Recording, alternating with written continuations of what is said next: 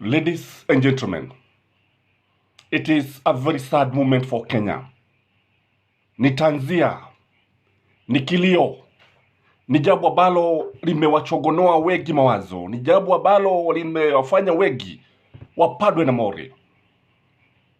The Sacred Hearts Mukumu girls has lost 3 students and 1 lady teacher. Butere Boys sent 1,200 students home yesterday because of a strange bacteria. Already, the boarding mistress is dead. 3 students are dead. And another school in Meru, I understand, sent boys at home. That is an unconfirmed report that I received yesterday night. This is happening when the government of William Samoei Ruto is very busy trying to follow Raila Amolo Odinga, trying to find out what he's doing. This is happening wakati ambapo vijana wa Maumau wanazidi kujitana kifua, wanajipiga kifua, politicking instead of serving the people. This is happening at a time the current regime is blaming the former regime for everything. Are we still going to blame Uhuru Muigai Kenyatta for the death of these students, for the death of this teacher, for the strange bacteria? This is happening, and the deafening silence of William Samoei Ruto is worrying. He has not even sent condolences to the bereaved families who lost their loved ones. There is no greater pain than burying a son or a daughter to a parent. That is the most painful thing that I would wish somebody to happen, even if it were your enemy. Kakamega governor is still politicking. And this is happening when KEMRI, that is supposed to do the research, the Kenya Medical Research Institute, is not even knowing, doesn't even know what is eating the girls. Strange bacteria is too general a statement to depend or to risk the lives of thousands and thousands of students. This is happening when Ezekiel Mashogu is just there, unable even to communicate the ministry's policy to common mwananchi. How I miss the late Magoha. If it was Magoha, I tell you the situation could have been contained by now. Magoha did not take the lives of children lightly. And I remember there was a time he told Uhuru Muigai Kenyatta that he was not going to open the schools. And in fact, he told Uhuru Muigai Kenyatta that if he wanted to open the school during the COVID, he could open the school. But for him, as a doctor and a parent, he could not risk the lives of our children. That was Magoha for you. Even telling the president, no. There was also Matiang'i. Matiang'i could have also swung into action. And these are the kind of leaders that William Samoei Ruto should have gone. Why go for loyalty instead of competence?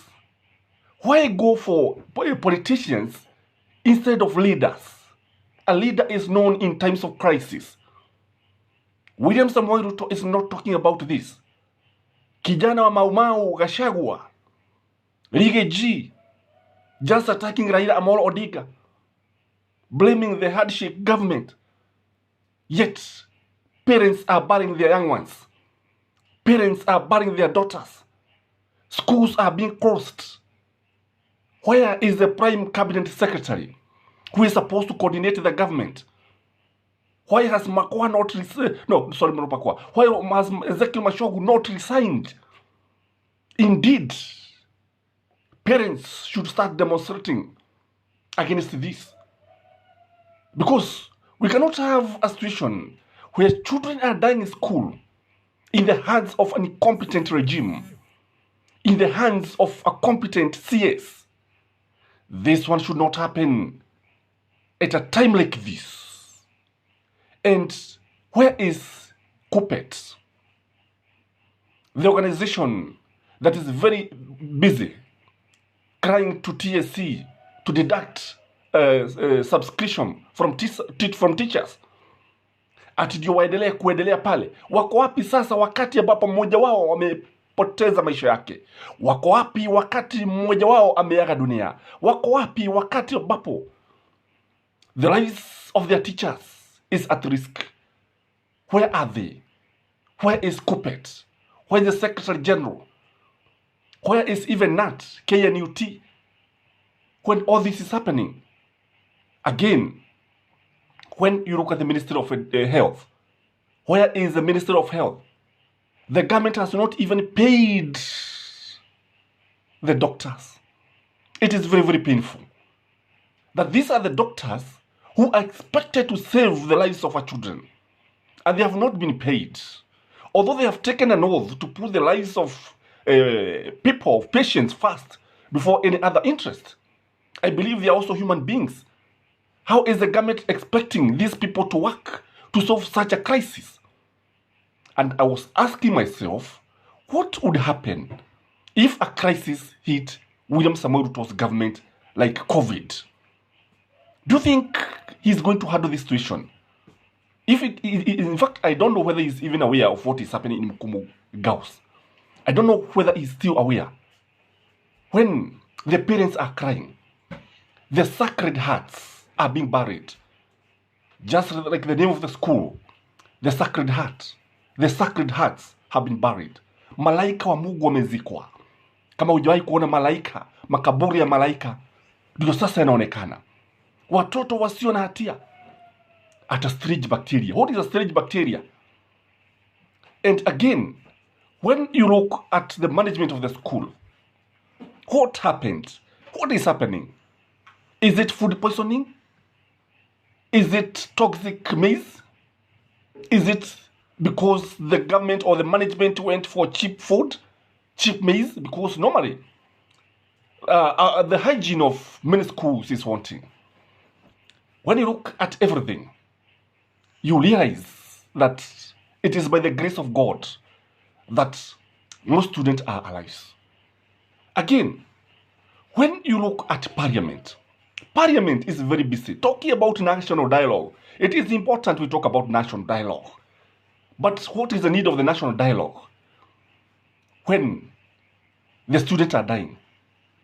Why can't Parliament adjoin all its business and visit the school and even hold a parliamentary session there? Where is the health committee of Parliament when all this is happening? Why not adjoin the business of the house and discuss the health? Because the life comes first. Life is sacred. And if the government cannot be able to protect its people, it has no business. It has no business of being in government or being in power. It is very, very painful to bury a child. It is very, very painful. And again, why have you continued to watch, even when we don't know what is happening? Because I believe the government does not know what exactly is happening. When I was watching that doctor from that hospital, that the teacher died because of multiple organ failure. All the organs failed.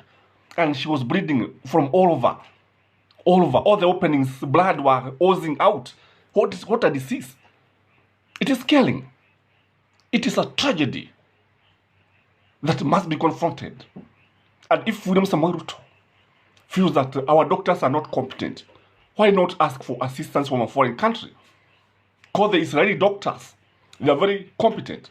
Call the American doctors. They will come and assist. Why let the hell go for our children?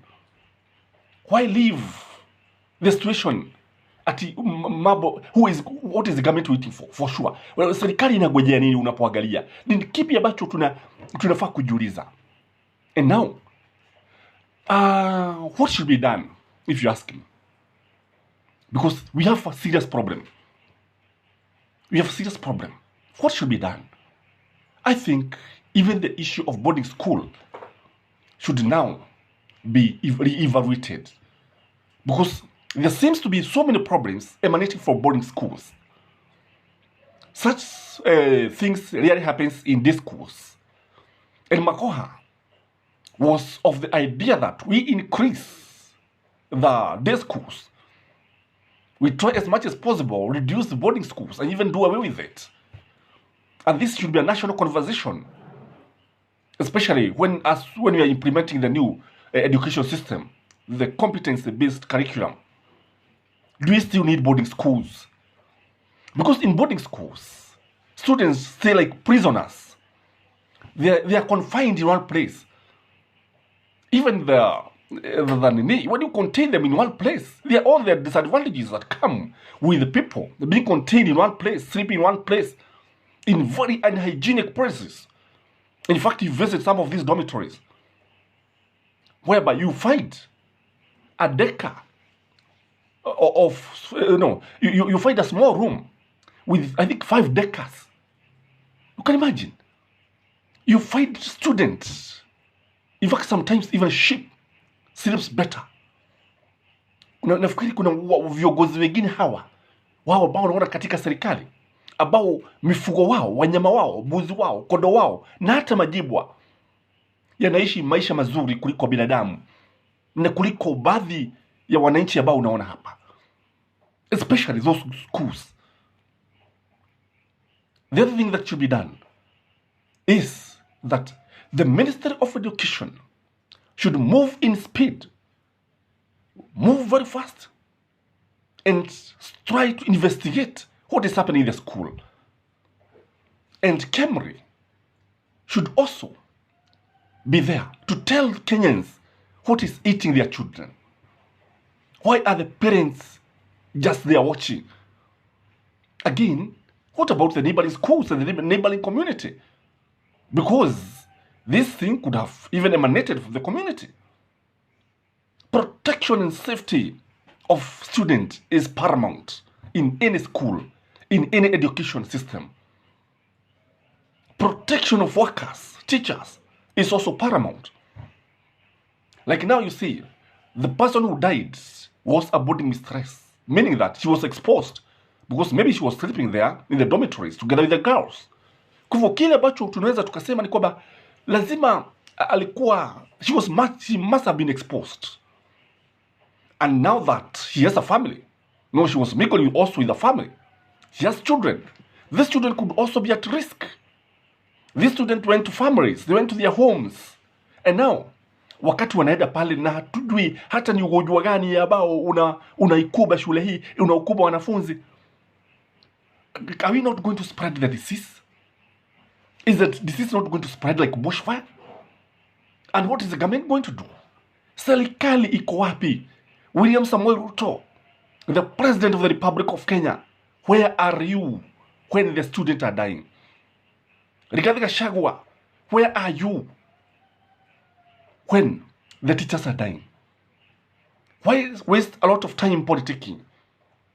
William Samuel Ruto, why not even fire Ezekiel Machogu and bring somebody who is competent? Why not even dissolve the board of management in that school? Because we have seen Bonnie Karawale trying to politicize the issue, saying the principal must go. The principal could not be the problem. I'm not saying that she's not guilty. I'm not saying that she's innocent. Far from the truth. If the investigations are done and she's found to be guilty, she could be charged in a court of law for murder. Lakini sasa, Bonnie Karawale should remove politics in schools and let the expert. I don't dispute that he's a doctor, but he's politicizing the issue too much. Kakamega governor, where are you? And one major mistake that was done, and that is why I believe, by the way, this constitution should be overhauled. Why delegate the health ministry?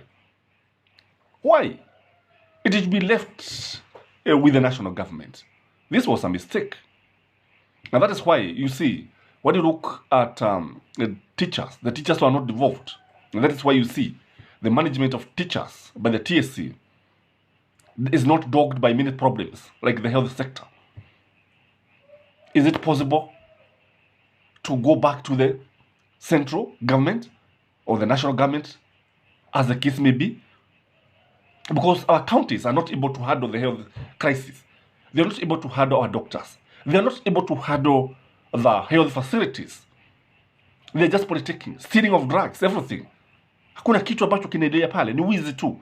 Wizi wa dawa ambazo zinafaa kuwa zinatumiwa na watu. But all said and done, we have a crisis at the moment. I don't know what you think.